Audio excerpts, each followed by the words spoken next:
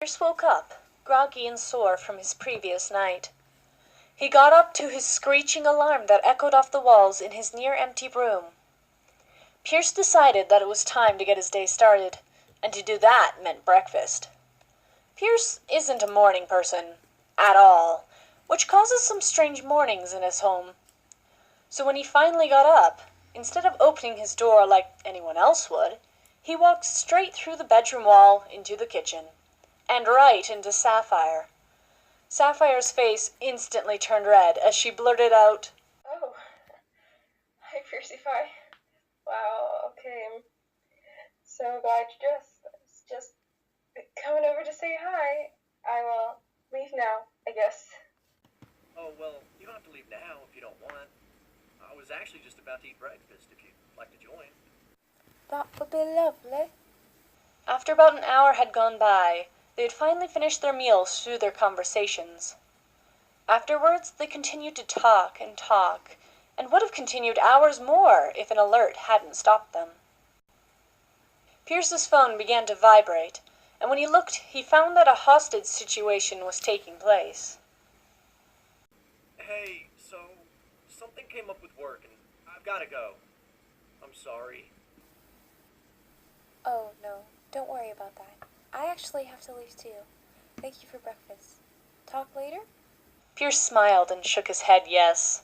Sapphire smiled back and turned to leave. As soon as she was out the door, Pierce had to get ready. He had to become Phantom. Phantom is no stranger to hostage situations, and he is very good at taking care of them swiftly. So once he arrived at the building, Pierce wasted no time in saving the civilians and the day like the hero he wasn't. Pierce walked up to the abandoned building, which was surrounded by police, where the hostages were being held. With a quick duck under the police tape, he was in. Mentally in. He still had to walk through the building door, somehow get past the cops, and walk into the building. In a different order, of course. That would be even weirder otherwise. Anyway, I'll leave you alone while he sneaks by the police. Pierce had just crossed the police tape when he was spotted by the city's finest. Hey, you keep going there.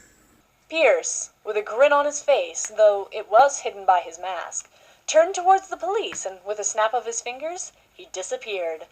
The police could only watch as his muddy footprints made their way to the door of the building. He didn't appear again until he was at the door of the building. The police pulled out their guns and aimed at Pierce's chest. Instead of shooting him, however, the police asked him one question. Why are you doing this? If you get caught, you're going to jail. You'll be facing life, or worse. Oh, I won't be caught. For I am a phantom, you see.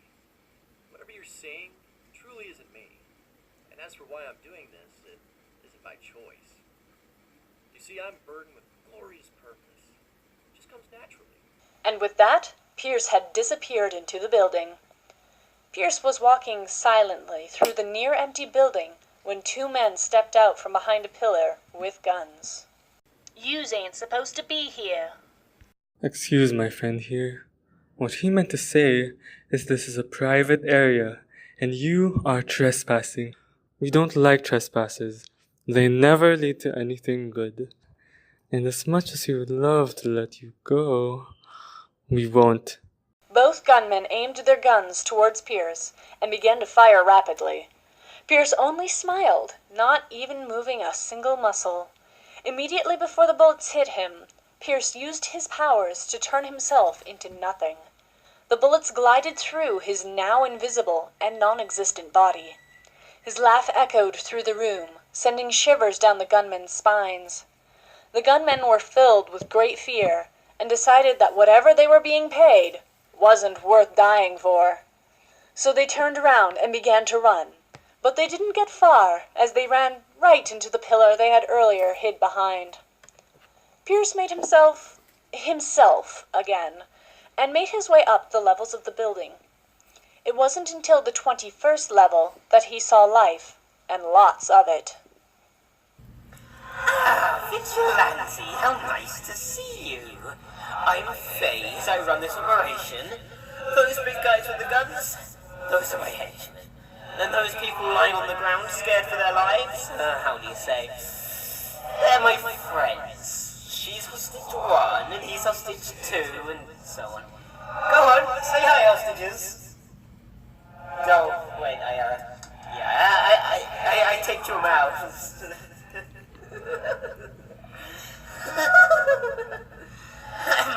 Anyways, where were we?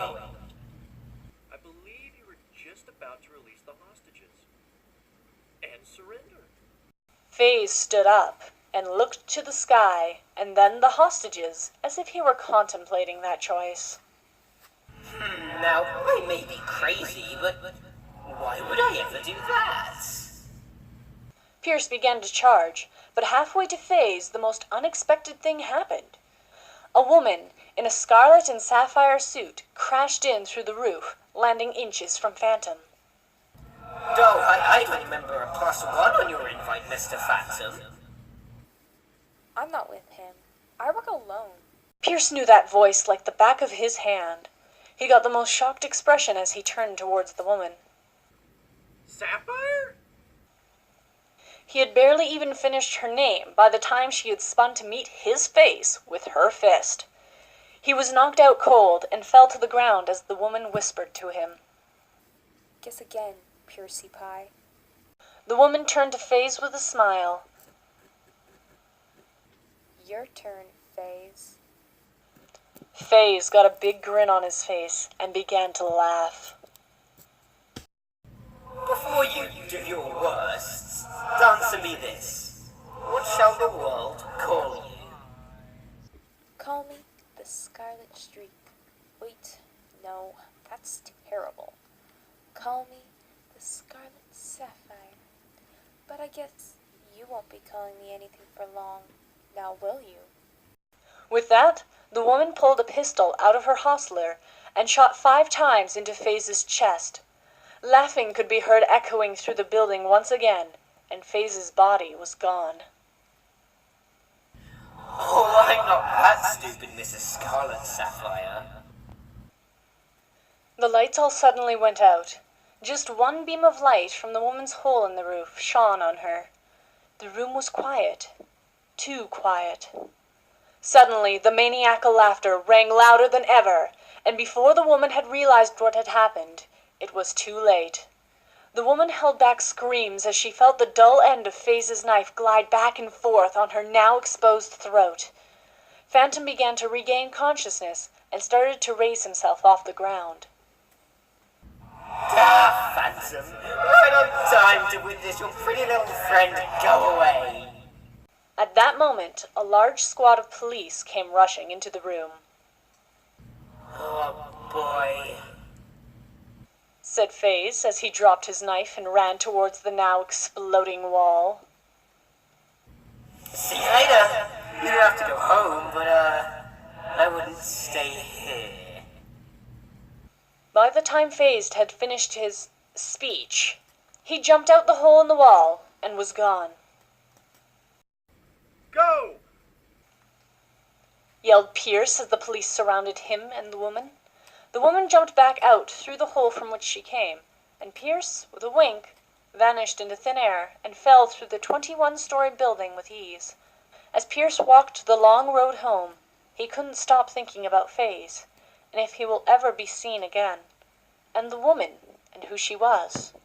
But most importantly, what is FaZe's ultimate goal?